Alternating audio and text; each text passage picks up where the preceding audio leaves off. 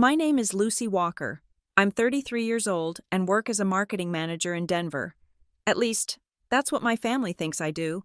I grew up believing family was everything, the foundation of my world, my safe haven. I trusted them completely, put them first in every decision.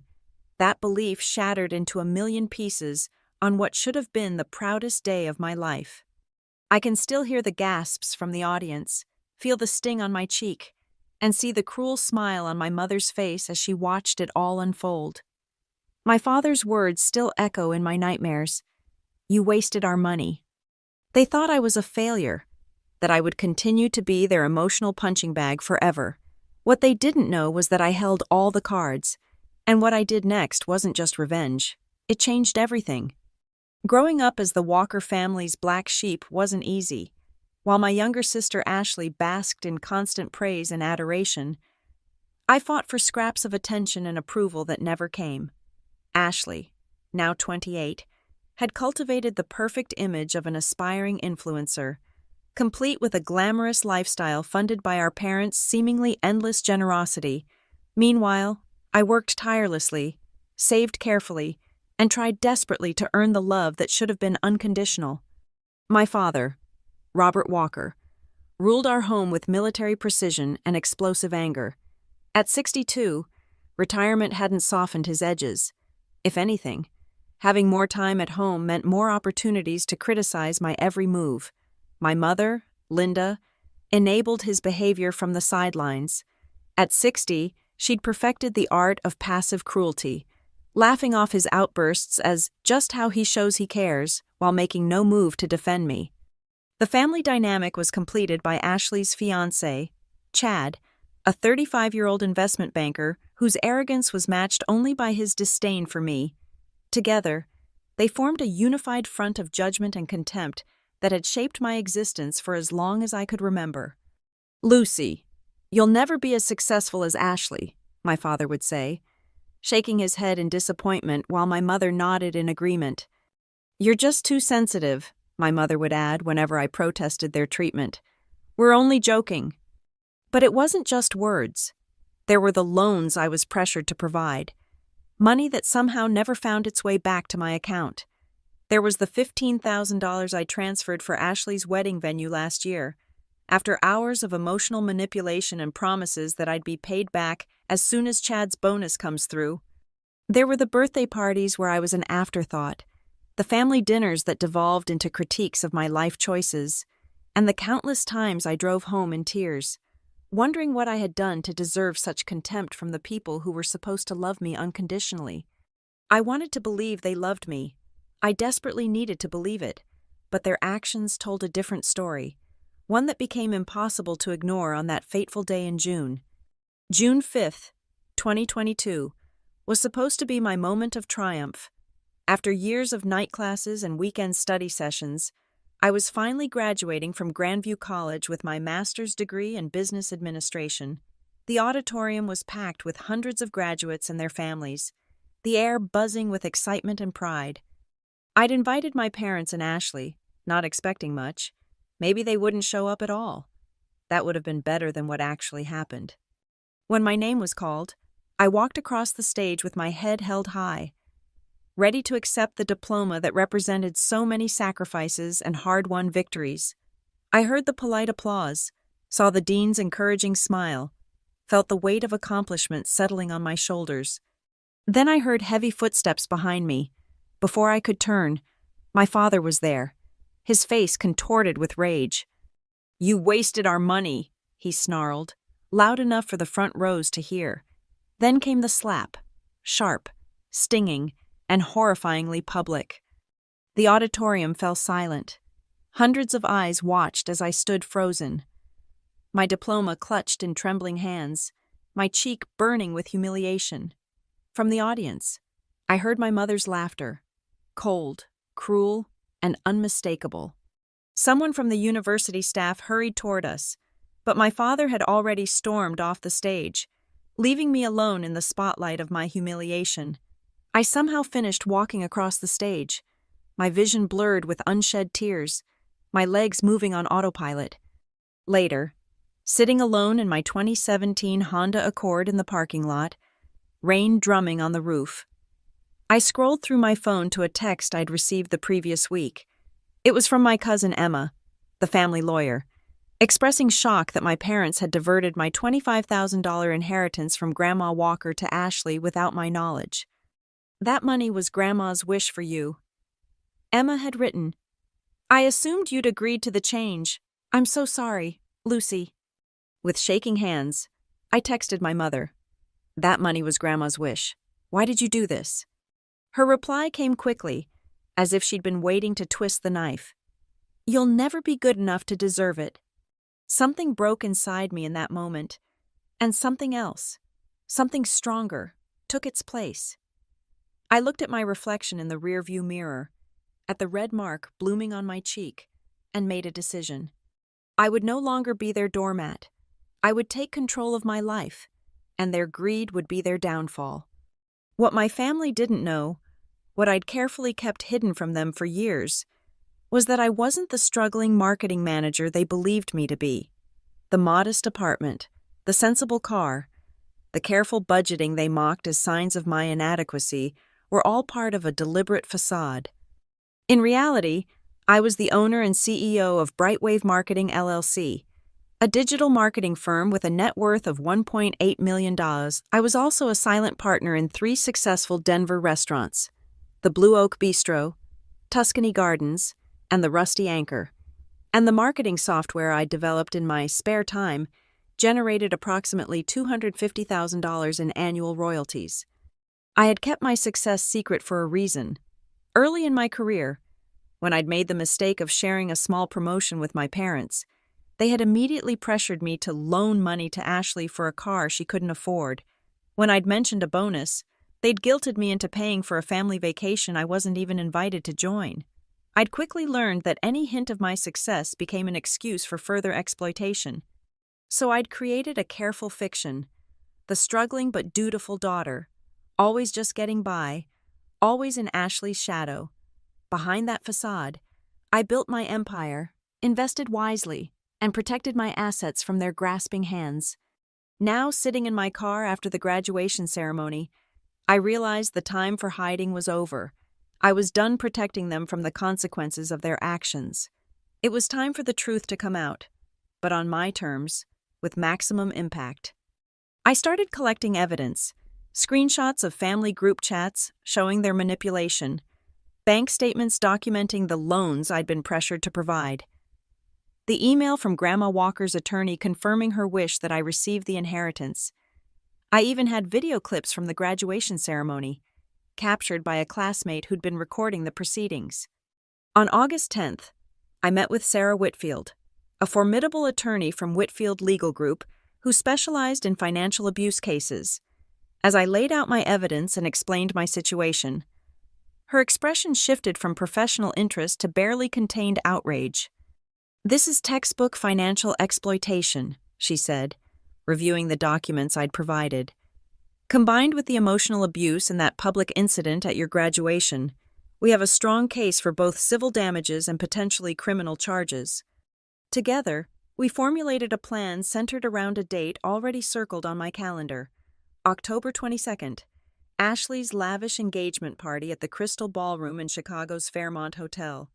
The event would bring together the entire extended family, plus my parents' friends and business associates, the perfect audience for the truth to finally come to light. My boss, Janet Wilson, had witnessed years of phone calls from my parents demanding money, had seen me in tears after family gatherings, and had urged me repeatedly to break free from their abuse. When I explained my plan, she immediately offered to attend the engagement party as my +1 and to testify if needed about what she'd witnessed. "It's about time you stood up for yourself," she said, squeezing my hand. "I've got your back." As October approached, I felt a strange calm settle over me. For the first time in my life, I wasn't dreading a family gathering. I was looking forward to it. October 22nd arrived crisp and clear, a perfect autumn day in Chicago. The Crystal Ballroom at the Fairmont Hotel glittered with elegant decorations. Champagne flowed freely. and approximately 150 guests mingled amid the splendor that my sister always seemed to effortlessly command. I arrived fashionably late, dressed in a designer gown that cost $5,000, the kind of extravagance my family had always mocked me for not being able to afford. Janet walked beside me, projecting the confident air of a successful businesswoman who took no prisoners. My entrance caused a stir. I'd never looked the part of the successful entrepreneur before, had always deliberately downplayed my appearance at family functions. Now, heads turned as I made my way through the crowd, smiling and nodding at relatives who barely recognized me. My mother spotted me first, her eyes widening as she took in my transformation. My father, deep in conversation with Chad's parents, didn't notice until I was standing right beside him. "Lucy," he said, surprise momentarily replacing his usual disdain. "You clean up nice for once." "Thank you, Dad," I replied coolly. "I have a gift for Ashley and Chad, something special for the occasion." My sister, resplendent in a couture gown that probably cost more than most people's monthly salary, approached with her practiced influencer smile. "Lucy, you actually made an effort. And who's your friend?" "This is Janet Wilson," I said, omitting her actual connection to me. "She's been dying to meet the family I've told her so much about." The small talk continued for another 15 minutes as I bided my time, waiting for the perfect moment. It came when the event planner announced it was time for toasts, and guests began gathering around the small stage at one end of the ballroom. Ashley's maid of honor spoke first, gushing about Ashley's beauty and kindness. Chad's best man followed with ribald jokes that made some of the older relatives shift uncomfortably. Then it was my father's turn, and he took the microphone with the confidence of a man who believed himself universally respected and admired. "As many of you know, our Ashley has always been our pride and joy," he began, smiling broadly at my sister. "She's achieved everything we ever hoped for, and now she's found a man worthy of her." I slipped away during his speech, making my way to the back of the room where the audiovisual equipment was set up. The event coordinator, who had been generously compensated for her cooperation, handed me a microphone and gave me a small nod. As my father finished his toast to thunderous applause, I stepped onto the stage. The room fell silent as people registered my unexpected presence.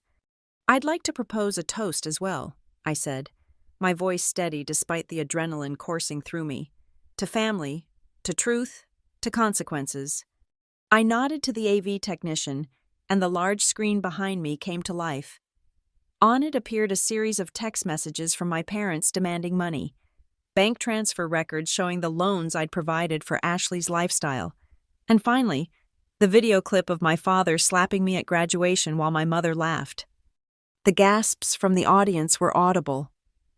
My mother's face drained of color, and she clutched the edge of a nearby table for support. Ashley's perfect smile crumbled, and my father stood frozen, his champagne glass halfway to his lips.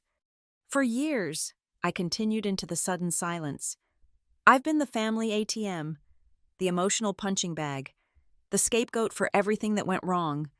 You thought I was a failure? But look at who wasted whose money." Another slide appeared, showing the incorporation documents for Brightwave Marketing LLC, with my name as founder and CEO, followed by financial statements reflecting my true net worth. "The 25 inheritance that Grandma Walker explicitly left to me? The one you illegally diverted to Ashley? That was pocket change compared to what I've built on my own, no thanks to any of you." My father lunged toward the stage, but Janet stepped smoothly into his path, along with 2 security guards I'd hired for precisely this moment. "Don't even think about it," Janet said calmly. "There are witnesses this time." From the crowd, my Aunt Margaret stood up. "I knew something was wrong all these years," she called out. "The way they treated you was shameful. Lucy." Others began to murmur in agreement, while some of my parents' closest friends looked away in embarrassment. The perfectly crafted image my family had maintained for decades was crumbling before their eyes. "This is fake," Ashley shrieked, pointing at the screen. "She's lying." Everything I've shown has been verified by forensic accountants and attorneys, I replied. And I'm not done yet. The screen displayed a formal legal document, a lawsuit filing seeking $500,000 in damages for financial fraud, emotional abuse, and defamation. This was filed yesterday, I explained. You'll be receiving official notice soon, but I wanted to deliver the news personally. Oh, and Ashley?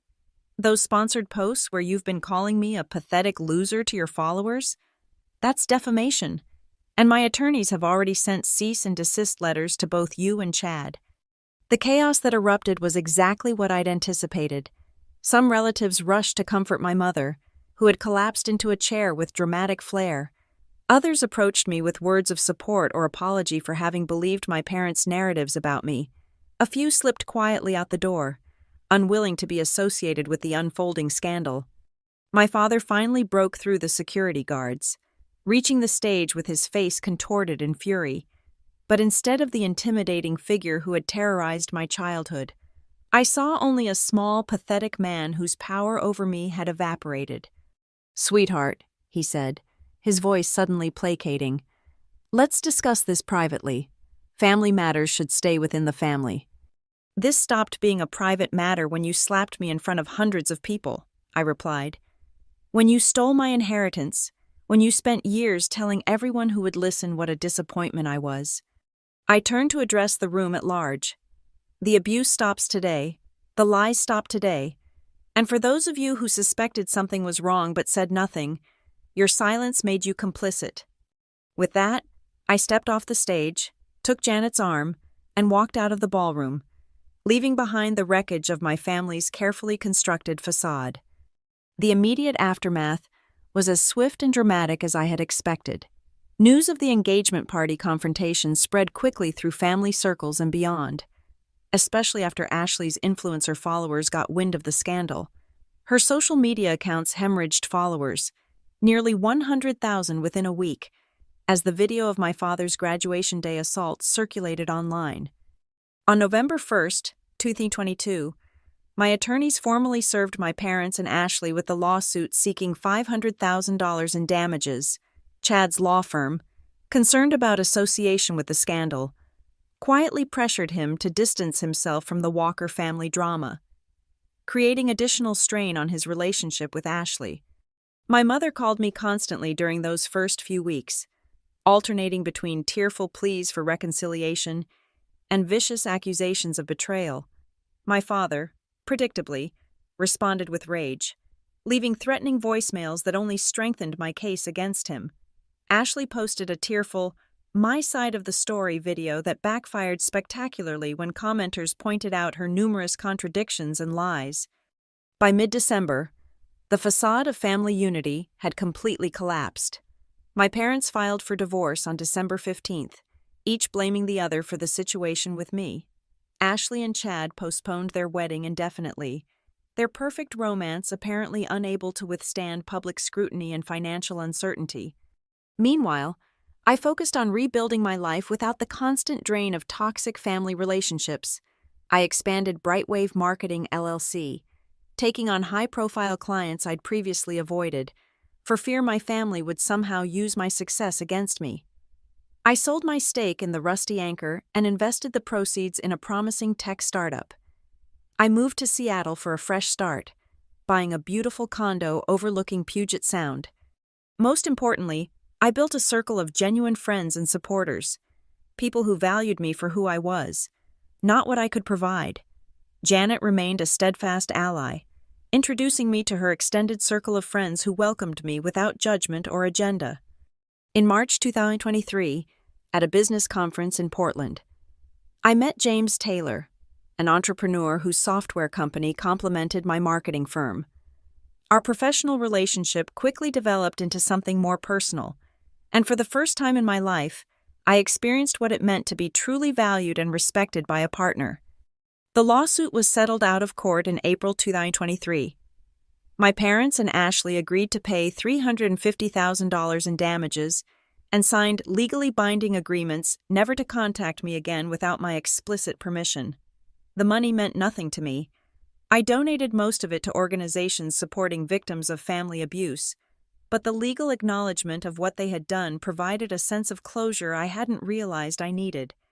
Ashley's influencer career never recovered. Last I heard, she was working at a Target in suburban Chicago. A perfectly respectable job, but a far cry from the glamorous lifestyle she'd once flaunted. Chad eventually broke off their engagement, unwilling to tie his future to a family embroiled in scandal. My parents sold their Denver home and moved to separate states.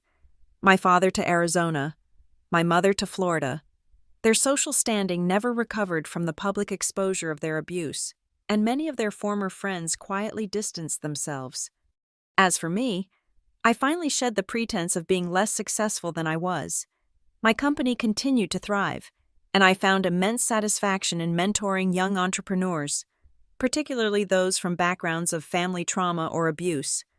James and I moved in together after 8 months of dating, creating a home filled with respect, support, and genuine affection.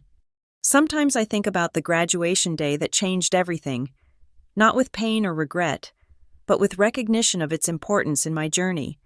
That public humiliation, that moment of absolute betrayal, had been the catalyst I needed to break free from decades of abuse and manipulation. I didn't just fight back against my family's treatment. I won my freedom, my self-respect, and the future I deserved all along. And while revenge had been sweet, the true victory was in reclaiming my life and discovering that family isn't always defined by blood. Sometimes it's defined by the people who truly love and support you, no matter what. The lawsuit proceedings revealed the full extent of my family's financial exploitation. Bank records subpoenaed by my attorneys showed that beyond the $15,000 for Ashley's wedding venue and the diverted $25,000 inheritance, my parents had systematically pressured me to provide over $75,000 in loans over the previous 5 years, none of which had ever been repaid.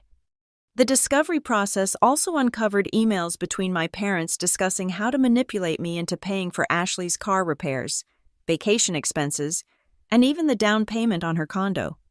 "Lucy's such a pushover," my mother had written. "She'll never say no if we just guilt her enough." These revelations strengthened my case considerably and explained why they had been so determined to keep me feeling inadequate and obligated to them. They had created a narrative of my failure and incompetence not just out of cruelty, but as a deliberate strategy to keep me financially tethered to the family while simultaneously devaluing my contributions.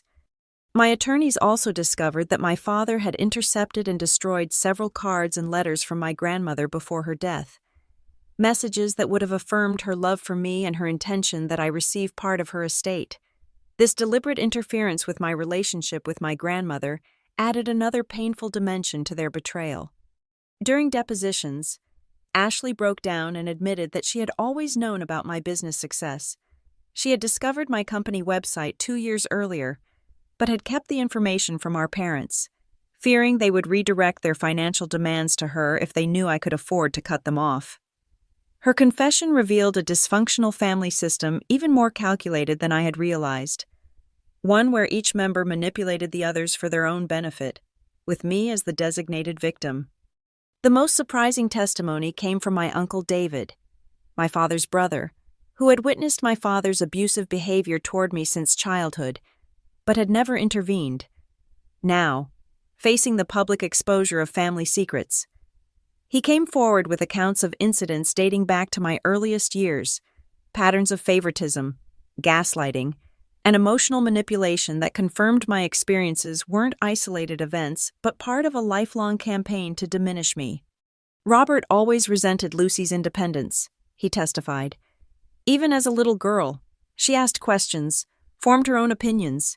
He couldn't control her the way he could Ashley, who would do anything for his approval." These revelations helped me understand that the abuse hadn't been my fault. It hadn't been because I was lacking or unlovable, but because I had qualities my father found threatening. This understanding was crucial to my healing process, allowing me to finally release the deep-seated belief that I had somehow deserved their treatment. As the case progressed, my mother attempted to position herself as another victim of my father's controlling behavior, claiming she had been too afraid to defend me.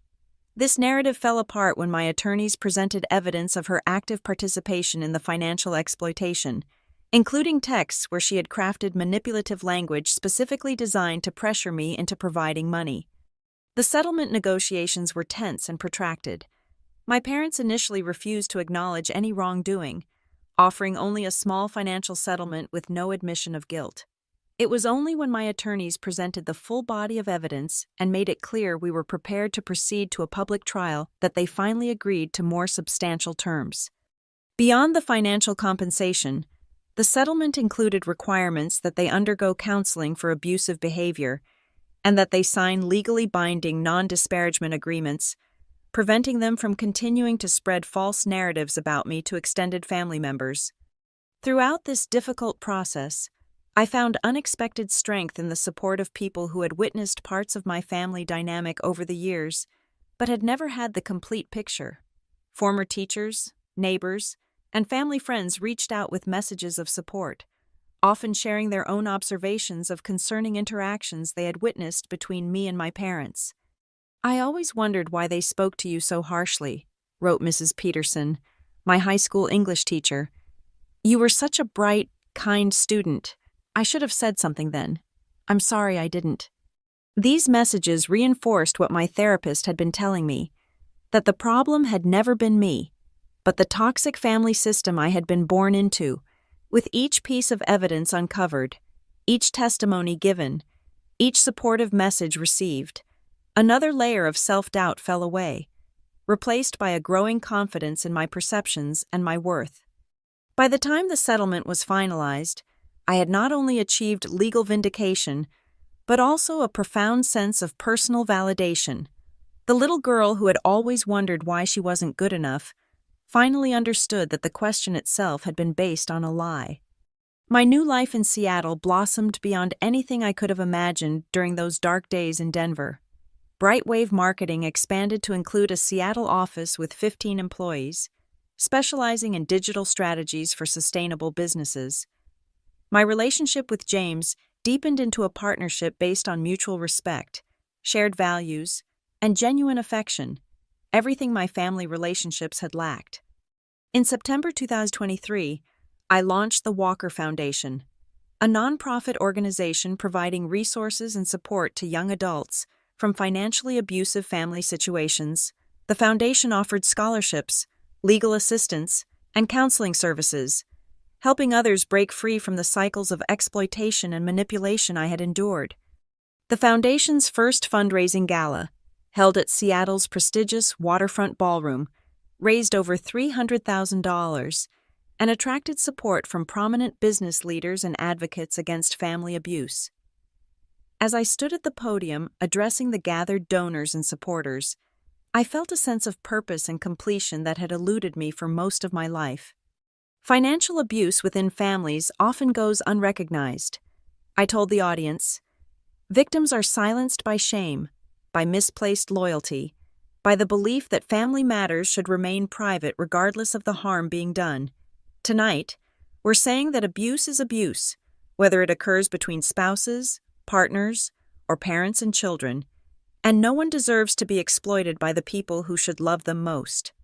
The speech received a standing ovation, and afterward, several attendees approached me privately to share their own experiences with family financial exploitation. Each conversation confirmed what I now knew with certainty. I was not alone. My experience was not unique, and by speaking out, I was helping others find the courage to reclaim their own lives. James watched from the sidelines, his pride evident in his smile. Later that night, as we walked along the waterfront under a canopy of stars, he turned to me with unexpected seriousness. "You know what amazes me about you?" he said, taking my hand. "It's not just your success or your intelligence, though those are impressive. It's your capacity for transformation. You took something painful and turned it into something powerful. You're not defined by what was done to you, but by what you've chosen to do with it." His words captured exactly what I had been feeling, that the family's abuse, while never deserved or excusable, had ultimately led me to a life of greater authenticity and purpose than I might otherwise have found. The lawsuit, the confrontation, the entire painful journey had been necessary steps toward becoming the person I was meant to be.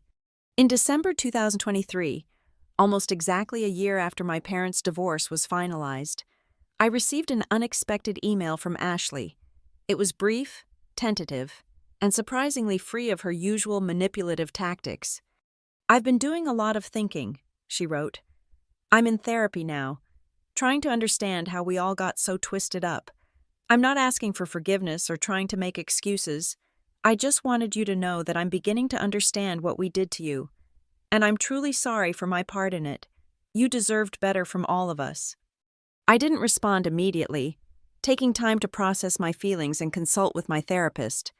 After careful consideration, I sent a short reply acknowledging her apology and wishing her well in her journey of self-discovery, but making it clear that I wasn't ready for any form of reconciliation. My parents never reached out directly. The legal agreements prevented them from contacting me without permission, but I occasionally heard updates through extended family members. My father had suffered a minor heart attack in February 2024, a health scare that had apparently prompted some reflection, but no genuine attempt at amends. My mother had remarried quickly, to a wealthy retiree in her Florida community, seemingly replacing the status she had lost through our family's public implosion. I felt surprisingly little when I heard these updates, neither satisfaction at their struggles nor concern for their well-being. They had become, in the most literal sense, distant relatives whose lives no longer impacted mine. In April 2024, James proposed during a weekend trip to Mount Rainier, presenting me with a simple but elegant engagement ring that reflected his understanding of my preference for understated elegance over flash and ostentation. "I don't want to replace your family," he said as we sat watching the sunrise over the mountain. "I want to build something new with you, something healthy, honest, and completely ours." I said yes without hesitation, secure in the knowledge that this relationship was built on a foundation of mutual respect and genuine love, everything my family relationships had lacked. We planned a small wedding for the following spring, with Janet as my maid of honor and a guest list composed entirely of people who had earned their place in our lives through kindness and authentic connection. As I approach my 35th birthday, I sometimes marvel at how completely my life has transformed in just 2 years.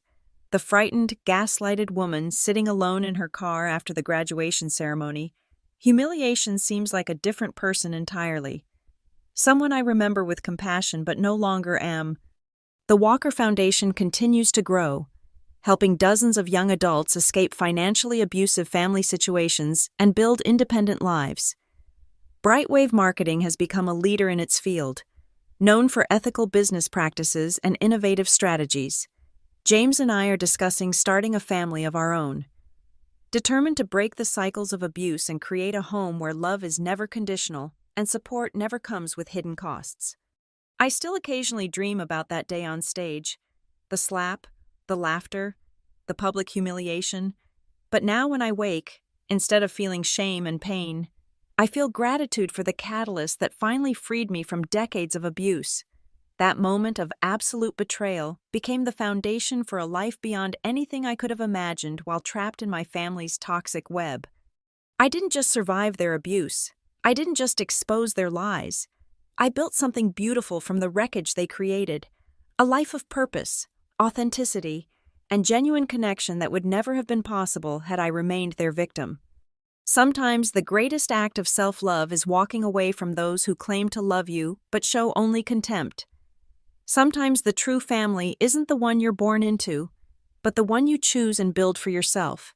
And sometimes, the path to your best life begins with the courage to stand up and say, "No more." The pension they thought they had in me, their emotional and financial punching bag, is gone forever. In its place stands a woman who knows her worth, who has found her voice, and who will never again allow anyone to convince her she deserves anything less than respect, honesty, and real love. That's not just revenge, that's redemption.